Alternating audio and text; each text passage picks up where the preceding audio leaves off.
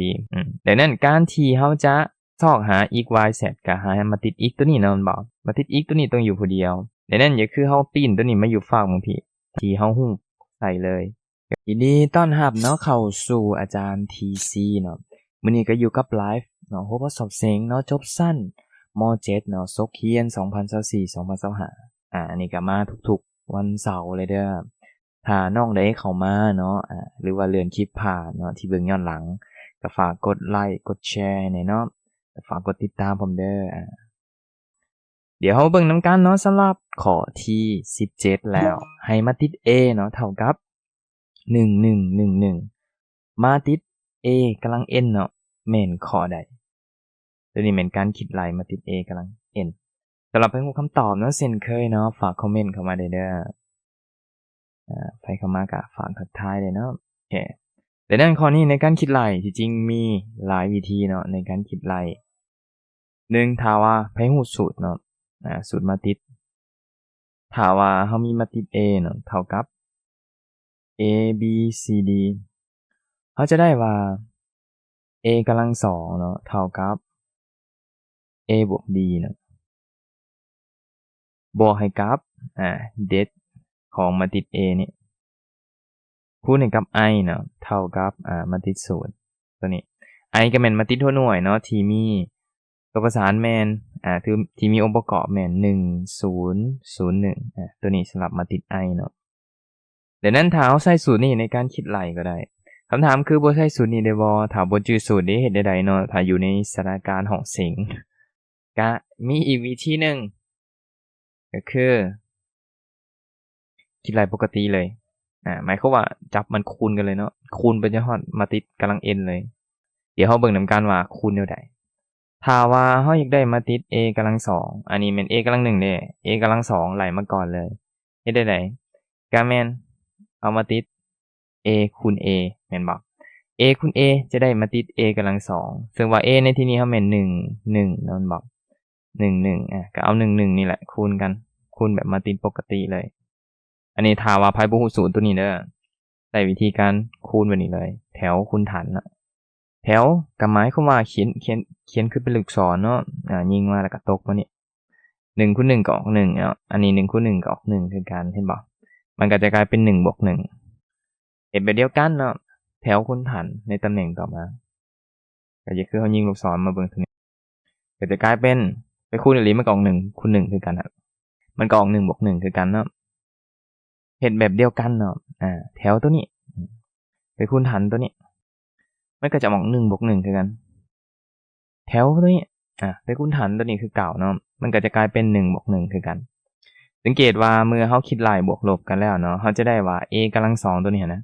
จะเท่ากับ2แล้วก็2ซึ่งว่า2ตัวนี้เฮาดึงออกมากลายเป็น2คูณให้กับ1ตัวนี้ได้ดังนั้นตัวนี้มันก็กลายเป็น 2a ได้เห็นเนาะ a กำลัง2เท่ากับ 2a แล้ว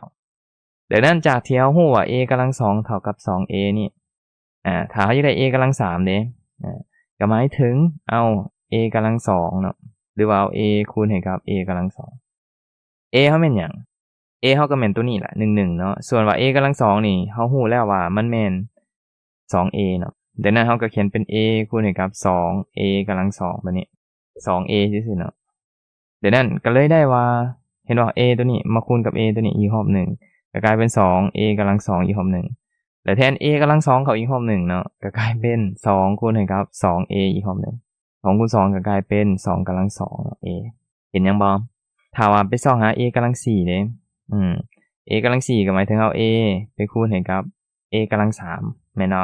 ดังนั้น a กำลัง3เฮาเป็นหยังซะเท่าตัวนี้แม่นบ่ a กำลัง3ก็ได้เป็น a คูณให้กับ 2a กำลัง2คูณ a เอาตัวนี้เข้าไปคูณอีกรอบหนึ่งเนาะก็จะกลายเป็น2กำลัง2คูณให้กับ a กำลัง2อีกรอบหนึ่งและเฮาแทนคืนอีก a กำลัง2ตัวนี้มันเท่ากับ 2a อีกรอบหนึ่งแม่นบ่เอาเข้ามาแทนอีกรอบหนึ่งก็เลยได้เป็น 2a อีกรอบหนึ่งก็กลายเป็น2ยกกำลัง3คูณ a เห็นยังบ่ถ้าเฮาไล่แบบนี้ไปเรื่อยๆเนาะพอโจทย์อยากได้หา a กำลัง n เนี่ยสังเกตเห็นว่าเนาะ ถ้าว่าตัวนี้เป็น4ตัวนี้จะเป็น3ถ้าตัวนี้เป็น3ตัวนี้จะกลายเป็น2กำลัง2แม่นบ่ถ้าตัวนี้เป็น a กำลัง2ตัวนี้จะกลายเป็น2กำลัง1ดังนั้นเราก็เลยได้ว่าตัวนี้มันเป็น2ยกกำลัง n ลบลง1เนาะคูณให้กับ a เสมอดังนั้นข้อนี้ถ้าเห็นอีหลีเนาะเราไปแทนคืนเนาะมาติด a มันหยัง1 1 1 1แม่นบ่คูณ2กำลัง n เข้าก็เลยกลายเป็น2กำลัง n ลบ1ใครเข้ามาฝากทักทายเด้อดังนั้นข้อนี้ก็เลยตอบขอไปเนาะขอแม่นขอที่ถูกต้องสบายดีเด้อโอเคดังนั้นเดี๋ยวเราไปเบิ่งข้อต่อไปเนาะสำหรับข้อนี้เนาะข้อที่18เนาะให้มาติด a กำลังลบ1หรือว่ามันติดปิ้นเนาะของ a เนาะเท่ากับ1ส่วน60 2 2 3ลบ3 0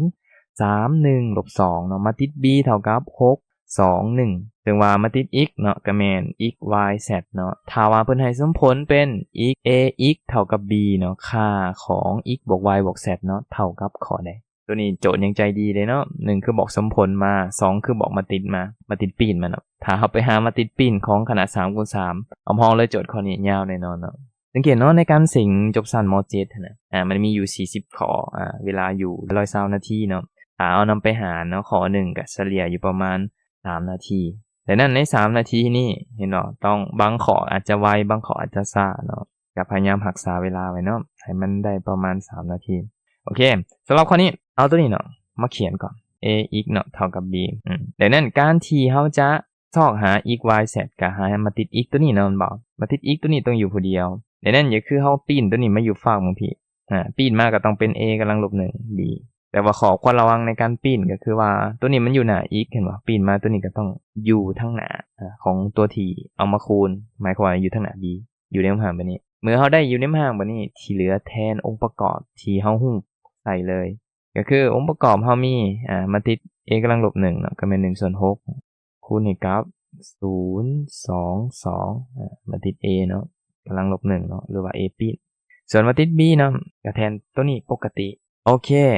ที่เหลือคูณกันเนาะสำหรับการคูณมาติดถ้าว่าเรียนในห้องฮอดแล้วเนาะหัวข้อมันก็จะแม่นก็คือเฮายิงลูกศรไปเลยยิงลูกศรมันยิงธนูก็ได้เนาะตึดยิงมาในนี่เนาะบ่ธนูมันก็ต้องตกแม่นบ่ดังนั้นก็เวลาเฮาคูณหัวคูณหัวเนาะกลางคูณกลางอันบ่ท้ายคูณท้ายเลยท้ายคูณท้ายก็จะได้เป็น0คูณ6ก็ออก0 2คูณ2ก็กลายเป็น4ตัวนี้เอามาบวกกันเนาะ2คูณ1ก็กลายเป็น2ต่อมาเลื่อนเลยเลื่อนตัวนี้ลงมาเนาะยิงไปคือเก่าเนาะท้ายคูณท้ายกลางคูณกลางเนาะหัวคูณหัวตัวนี้3คูณ618ลบ3คูณ2ออกอยู่ลบ60คูณตัวนี้ออกอยู่0คือเก่าเลื่อนคือเก่าเนาะเลื่อนตัวนี้ลงมาคูณนี่3คูณ6182คูณ1ก็ออกอยู่2ลบ2คูณ1ก็ออกอยู่ลบ2ดังนั้นตัวนี้เฮาก็จะได้มาติดอีกเนาะก็แม่นทั้งเทิงก็แม่น6อันนี้12อันนี้18แต่สังเกตเนาะเฮาลืมหยังบ่ลืม1ส่วน6อย่าลืมเด้อ1ส่วน6เฮาบ่ได้เขียนเนาะหมายความว่า1ส่วน6เฮายังบ่ได้คูณเข้าตัวนี้ต้องเขียนคือเก่าดังนั้นเอา1ส่วน6นี่เข้าไปฮ้อนเนาะแต่ละก้อนเนาะก็จะกลายเป็น1 2 3เลยดังนั้นโจทย์ถามหาหยัง x บวก y บวก z แม่นเนาะเอาหมดนี้แหละมาบวกกันก็จะได้คำตอบแล้ว x บวก y บวก z เนาะก็จะเท่ากับ1บวก2บวก3แม่นเนาะซึ่งมาคำตอบก็จะออกอยู่6เนาะดังนั้นข้อก็แม่นข้อที่ถูกต้องโอเคเนาะสำหรับข้อนี้เนาะถือว่าง่ายอยู่เนาะดังนั้นเดี๋ยวเราไปเบิ่งข้อต่อไป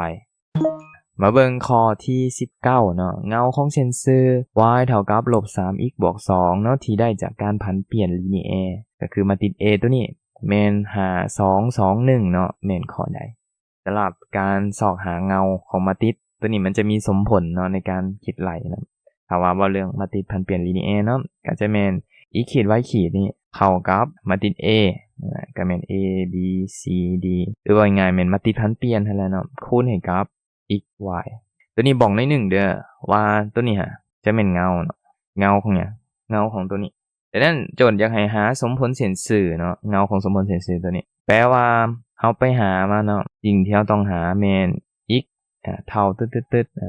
y เท่าตึ๊ดเท่าใดเนาะของอีขีดแล้วก็เท่าใดของ y ขีดไปหาตัวนี้มาแล้วเอาเข้าไปแทนเฮาก็จะได้เงาของเส้นสื่อนั้นมาแล้วดังนั้นข้อควรรู้อีกหนึ่งก็คือสำหรับการซอกหามาติดปีนอย่างตัวอย่างเฮามีมาติด a ตัวนี้มาติดปีนมันแม่น a ลบ1เนาะตัวนี้ก็จะมีสูตรในการคิดไล่ก็แม่น1ส่วนเด็ดa เนาะคูณให้กับ2อันนี้สลับกันเนาะ dA แล้วก็ลบ b ลบ c คูณลบใส่ในนี้ดังนั้นวิธีการคิดไล่ก็คือว่า1เฮาตั้งสมผลนี่คือเก่าเนาะแล้วเอามาติดพันเปลี่ยนมาแทน x ขีดเนาะ y ขีดเนาะเท่ากับมาติดพันเปลี่ยนเท่าแม่นหา2แล้วก็1คูณให้กับ x y ตัวนี้เฮาอยากได้ x y แม่นบ่อย่าคือเฮาย้ายตัวนี้ไปปีนมาเบิ่งนี่เนาะมันก็จะกลายเป็นมาติดปีนเดี๋ยวนั้นอาจารย์ขอตั้ง x y อยู่ฝั่งพี่ตัวนี้ก็จะได้เป็น5 2 2 1เนาะกำลังลบ1คูณให้กับ x y ขีดตัวนี้ที่เหลือไปหามาติดปีนตัวนี้ถ้าคิดไล่มาติดปีนก็ต้องคิดไล่เด็ดก่อนเนาะเอาตัวนี้คูณกันเห็นบ่5คูณ1ก็อยู่5หมายความว่าคูณลงเนาะเป็นบวกคูณขึ้นเป็นเท่านี้เราต้องเติมเครื่องหมายลบพร้อม2คูณ2กลายเป็น4เนาะคูณลบทิ้งเครื่องหมายลบตัวนี้ที่เหลือพันปีนตามสูตรตัวนี้เลยเอา5กับ1นี่สลับกันเนาะแต่คูณเครื่องหมายลบใส่2ตำแหน่งตัวนี้อันนี้ก็คูณให้กับมาติดอีกขีด y ขีดเนาะถ้าไปไล่ตัวนี้อีหลีเนาะจะเห็นว่ามันจะออก1เนาะตัวนี้เห็นเนาะ5ลบ4เป็น1 1ส่วน1ก็ออก1เนาะดังนั้นที่เหลือเราก็คูณตัวนี้ได้เลยก็จะได้เป็นคูณแบบลูกศรคือเก่าเด้อตัวนี้คูณเส้นนี้ก็จะได้เป็น x ขีดเนาะลบ 2y ขีดส่วนทั้งลุ่มเนาะก็คูณคือกันก็เป็นลบ 2 x ขีดเนาะบวก 5y ขีดตัวนี้ซึ่งว่าก้อนตัวนี้เห็นบ่มันแม่นก้อน x y หั่นแหละดังนั้นเฮาได้แล้วว่า x y เนาะเท่าใดของ x ขีด y ขีดแม่นบ่ที่เหลือเอาไปแทนใส่สมผลตัวนี้แทนใส่ y เท่ากับลบ 3x เนาะบวก2เฮาก็จะได้ค่าของ x เนาะเฮาจะเปลี่ยนเป็นลบ x ขีดเนาะลบ 2y ขีดส่วนค่าของ y จะเปลี่ยนเป็นลบ 2x ขีดบวก 5y ขีดเนาะแต่ด้านตัวนี้แม่น y แม่นบ่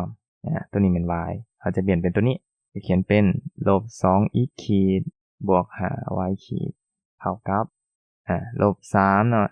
x คะแนนก่อนเทิงๆเนาะบ่ x ขีดลบ 2y ขีดบวก2ตัวนี้มีบวก2เด้แทนตามค่าปกติที่เหลือคูณเข้าเนาะลบ 2x ขีดบวก 5y ขีดพันเปลี่ยนสมผลปกติคูณลบ3เข้าไปลบ 3x ขีดเนาะลบกลายเป็นบวกเนาะเป็น 6y ขีดเนาะบวก2ตัวนี้ย้ายมาบวกลบปกติย้ายตัวนี้ไปพี่ก็ได้ไปตัดเอาเด้อลบ6 6ตัวนี้เนาะย้ายมาเป็นลบเนาะมันจะเป็นลบ y ขีดเนาะส่วน2 x ขีดตัวนี้มันเป็นลบเนาะย้ายมาเป็นบวกมันจะเหลือเป็นลบ x ขีดบวก2เนาะแต่ว่าเฮาคูณลบใส่นั่นบ่มันก็จะกลายเป็น x ขีดเนาะลบ2จะได้คำตอบอยู่ในรูปหางแบบนี้เนาะดังนั้นสังเกตจากตัวเลือกเนาะข้อที่ถูกต้องในที่นี้ก็แม่นขอเนาะขอแม่นข้อที่ถูกต้องเนาะเนาะเดี๋ยวเฮาไปเบิ่งข้อต่อไปมาเบิ่งข้อที่20เนาะเวกเตอร์เฉพาะเนาะของมันติด A เนาะเท่ากับ1 1ลบ2 4แม่นข้อใดสำหรับการคิดไล่เวกเตอร์เฉพาะเนาะตัวนี้มันจะมีสูตรในการคิดไล่ก็คือว่าสมผลนั่นแหละ a x เนาะเท่ากับลำดา x สมผลอยู่ในวงหางแบบนี้ดังนั้นตัวสมผลตัวนี้ให้ฮู้ว่า x หั่นน่ะแทนตามค่าก่อนก็ได้มาติด a เฮาแม่น1 1เนาะลบ2 4เนาะแล้วก็มาติด x เฮาแม่น x 1 x 2ตัวนี้ลำดาเนาะลำดา x 1 x 2เวกเตอร์เฉพาะก็หมายถึงเฮาหาค่า x ตัวนี้แหละมาเนาะที่ตอบสนองสมผลตัวนี้ดังนั้นตัวนี้เฮาจะย้ายสมผลตัวนี้มาคืนเนาะอันนี้ลองไปคูณเขาลองเบิ่งเด้อแล้วย้ายสมผลตัวนี้มาคืนมันจะได้ว่า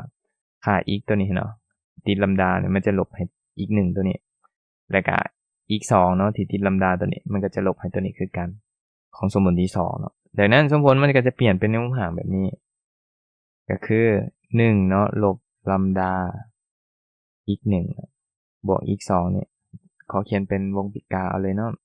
จะเท่ากับ0เพราะว่าย้ายตัวนี้มาเมิดตัวนี้จะเป็น0เลยเดียวกันตัวนี้ก็คือกันเนาะลบ2 x 1ส่วนที่2มันจะลบลำดาแทนเนาะ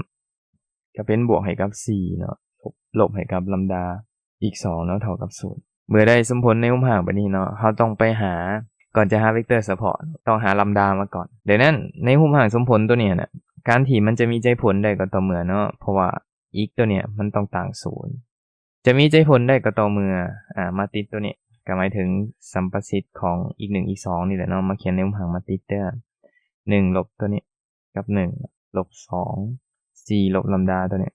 ต้องเท่ากับ0เนาะดังนั้นคิดไล่เนาะซอกหาคูณลงเนาะก็แม่น1ลบลัมดาเนาะคูณให้กับ4ลบลัมดาคูณขึ้นเนาะคูณขึ้นตัวนี้ต้องมีเครื่องหมายลบคูณขึ้นตัวนี้กลายเป็นลบ2เท่ากับ0ที่เหลือไปแจก2วงเล็บตัวนี้เนาะอันนี้เขาแจกให้เลยเด้อตัวนี้เป็น4อันนี้แจกพจน์กลางเนาะมันเป็นลบ4กลายเป็นลบ5เนาะลบ5ลัมดาบวกให้กับลัมดากำลัง2เนาะบวกให้กับ2เท่ากับ0เดี๋ยวนะเราจะได้ว่าลัมดาเนาะกำลัง2นี่ลบ5ลัมดานี่บวก6เนาะเท่ากับ0ไปแยกส่วนคูณเนาะเราจะได้ค่าของลัมดาออกมาแล้วตัวนี้แม่นลบ3กับลบ2เนาะเดี๋ยวนั้นลัมดาเราก็เลยได้อยู่2ค่าเนาะก็แม่น2กับ3นั่นแหละเอาแต่ละวงเล็บไปเท่า0เนาะหลังจากเขาได้ลัมดาแล้วเอามาแทนใส่สมผลคืนเด้อเพื่อหาอีก1ไว้1เนาะตัวนี้เมื่อลัมดาเนาะเท่ากับ3เอา2ก่อนก็ได้ลัมดาเท่ากับ2เนาะได้เอาสมผลใดก็ได้เด้อตัว1หรือ2ก็ได้มาคิดไล่เนาะแทนตามค่าลัมดาเอาลัมดาเข้ามาแทนในนี่เนาะมันก็กลายเป็น1ลบให้กับ2เนาะอีก1เนาะบวกให้กับอีก2นี่เท่ากับ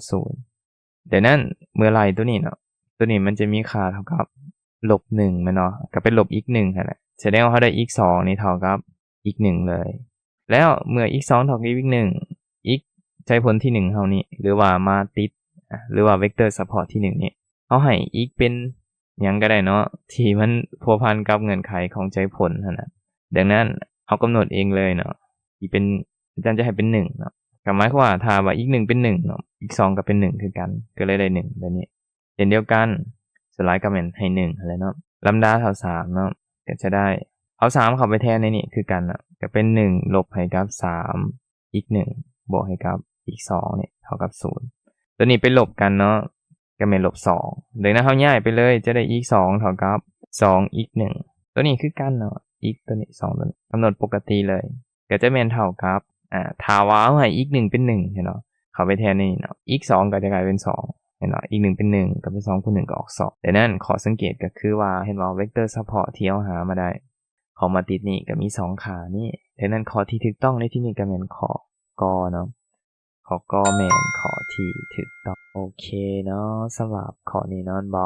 สำหรับไลฟ์ในมื้อนี้เนาะก็คือสิหมดเพียงเท่านี้เนาะถ้าน้องใดมีข้อสงสัยเนาะหรือสนใจเกี่ยวกับหัวข้อใดก็สามารถคอมเมนต์เข้ามาได้เนาะฝากกดไลค์กดแชร์เนาะกดติดตามส่งต่อคลิปนี้ให้หมู่พร้อมแล้วก็ไลฟ์นี้ให้หมู่พร้อมสำหรับอาทิตย์ต่อไปเนาะก็จะมาในหัวข้อนี้คือเก่าเนาะฝากติดตามเลยเด้อเสาร์เนาะมาทุกเสาร์เนาะและน้องใดสนใจเนาะปึ้มรวมคณิตศาสตร์เนาะจบสั้นม.4 ม.7 ตัวนี้ก็สอบถามเข้ามาได้เด้อสำหรับไลฟ์ในมื้อนี้เนาะก็หมดเพียงเท่านี้เนาะขอขอบใจ